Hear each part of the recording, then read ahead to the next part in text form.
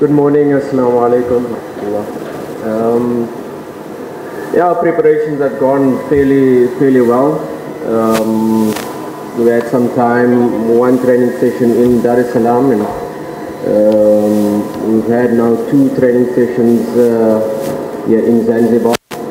Of course, yesterday our training session was a little bit disturbed because it was quite strange that we had to train with Burkan training right next to us with the field, and of course that hampers your tactical preparation when both opposition teams can be watching each other train. That's not the most ideal preparation when you want to do anything tactical. But other than that, we're ready. It was a match in the first leg where our players will probably take the most lessons from the entire season. The entire season, meaning when you suffer a loss like we did, there are so many lessons to be learned. And with our young team, that is the best time for our players to grow. And we have taken the lessons, we have learned.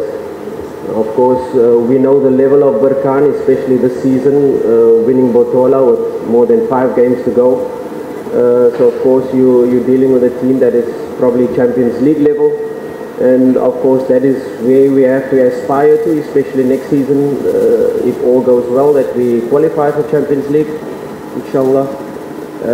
So a perfect moment for our team to grow, a perfect moment for our team to test itself, and a perfect moment for us to gather all the information that we got from the first leg and be fully prepared for this huge match for the entire club, for the entire Tanzania tomorrow. And Kapombe, how prepared is your team?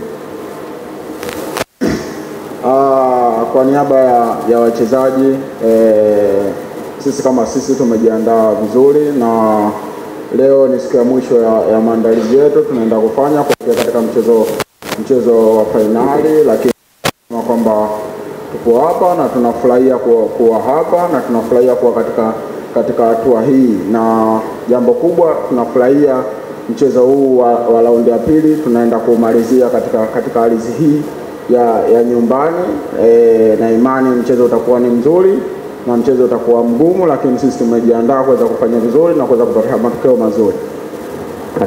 In Burkan is normally very powerful, very strong, very dominant in any team they play. Constantine got 4, Stellenbosch got 5, and you know, you have to look at the context of our team, and the context of our team, we've got a very young team. We have one player that has played a final before, that is 𝒓𝒊𝒈𝒉𝒕🔂.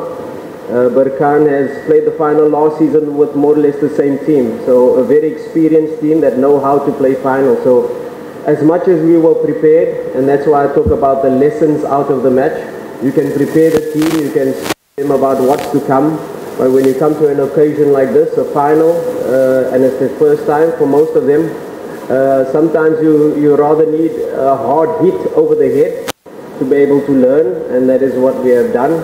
You saw me getting a yellow card in the match, and the yellow card was more for my players than for anything else, because my players needed to realize what's at stake, realize that despite the occasion, despite the hostility from the crowd, despite the dominance from Burkan, we are a good side and we can compete, and we showed that for the rest of the match. I think Kamara made one more fantastic save that should have been 3-0.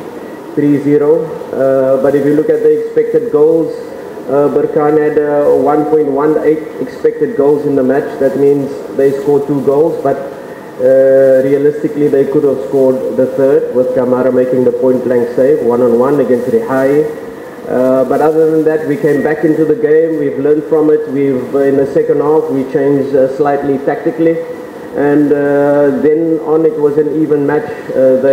We've had half chances, they have had half chances, but by the end of the game, the players had the confidence to know that yes, we can compete. Yes, if we play to our full potential, we can beat Burkan. So a lot of lessons, like I said in our first statement, from the match, and we're fully prepared now to face them here in Zanzibar.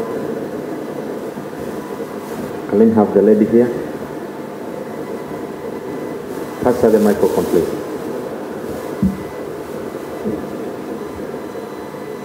Good morning, everyone. 𝒓𝒊𝒈𝒉𝒕, the 360. Coach, you seem to know 𝒓𝒊𝒈𝒉𝒕 very well. You've experienced working on the Botola as you were a member of the staff of Raja. Do you think it's going to help you tomorrow? And do you think it's going to make a difference for you? Difference as a coach, and maybe you can tell your players more about this team because you know it. Yeah. Thank you. Yeah, of course. We knew Berkane in the first leg. We were fully prepared in the first leg. But for the players to experience that first 20 minutes was probably what matters most, because you can prepare, you can be tactically prepared in terms of your game plan and how you want to approach. But sometimes the occasion, especially for young players experiencing it the first time, they have to experience it, they have to live through it, and they have to grow from such moments. And the second leg is going to be a different game. The second leg here in Zanzibar, we know Benjamin Mkapa, of course. We are disappointed that the game is not there. And I would do the same if I was supposed to play Simba in Benjamin Mkapa. 1-0 FC Bravos, 2-1 Sfaxian, 2-0 Constantine, Al-Ahli Tripoli with a bigger budget than Berkane, 3-1. Then they moved our game with Stellenbosch and we won 1-0 here. Okay, Benjamin Mkapa is a huge advantage for us, and it has a special feeling for the Tanzanians when no team comes out alive, whether it's Wydad, whether it's Al-Ahli, whoever it is. And of course, we don't use that as an excuse. We come here with full confidence, we come here with full pride that the people of Zanzibar will stand behind us, the people of Tanzania will fly over.